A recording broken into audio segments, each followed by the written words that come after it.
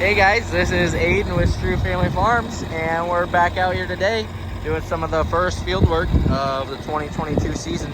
And what we're doing today is we're cultipacking in our oats and alfalfa.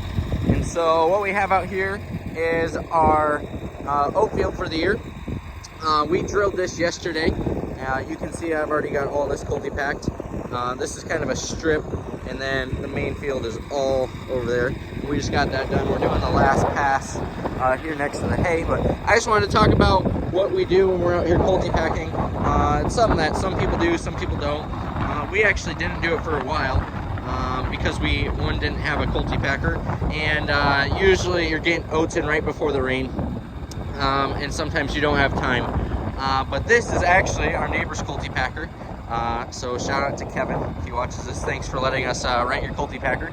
And so it's a Kiwani, just a double roller cultipacker. These are kind of hard to come by in our area because they are more of a small grains thing, or for seeding down grass and different things. And in our area of the country, there's just not many of them around. So we've been looking for one, but haven't been able to find one. So thankfully, we've been able to use our neighbors the last year or two until we track one down. But the goal with cultipacking, as you can see, is it's got all these rollers, and they're not smooth rollers. They have points and divots.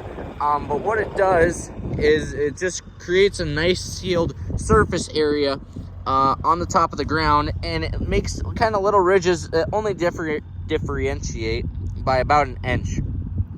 So as soon as the rain comes, it'll level out perfectly flat by the time we come in here to hay this. And so the biggest thing is that your alfalfa coming out of the grain drill, on most drills, the alfalfa just gets sprinkled on top of the ground. And so the disc openers come through and usually sprinkle some dirt over that.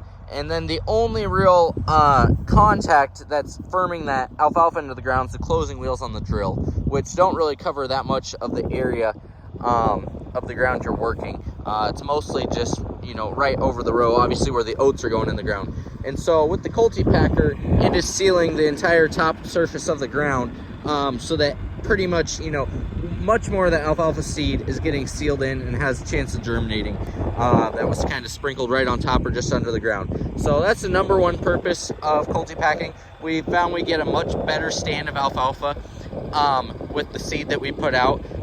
Especially, our certified organic alfalfa seed, we don't really cheap out. We use some of the best stuff because we raise very high quality hay, and so it's all of $6 a pound. And so when you're putting 18-20 pounds to the acre, you want to make sure that you're getting your money's worth and getting a good stand out of that. And so that's what we're seeing. And I can show you, this is our existing hay ground, just how good of a stand we get when it's just starting to green up. And it's just really, there's a little bit of old residue in here, but just a solid stand of alfalfa. It's much better. You get a lot of these plants, and this is just the first year of hay, so these aren't established crowns, because this was our oat field last year. That right actually out here is where I shot the swathing and combining videos. But yeah, just kind of wanted to show you what the purpose of that is. If you guys are kind of wondering or heard about cultipackers, I'll show you the difference in front of the tractor here. Obviously you can see this side I've cultipacked, and then there's a little strip right here that I haven't. So if you see, this ground is much ridgier. The surface soil varies by about I'm gonna say 2 to 3 inches, and then over here where you cultipacked, it's just a lot smoother. And so, yeah, it's a lot nicer. And the other thing with the cultipacker is it pushes all the rocks that are on top of the ground into the ground. So I don't send those through the mower conditioner all summer, because that makes some long days of haying. But that's what we're out here doing today, guys. Thanks.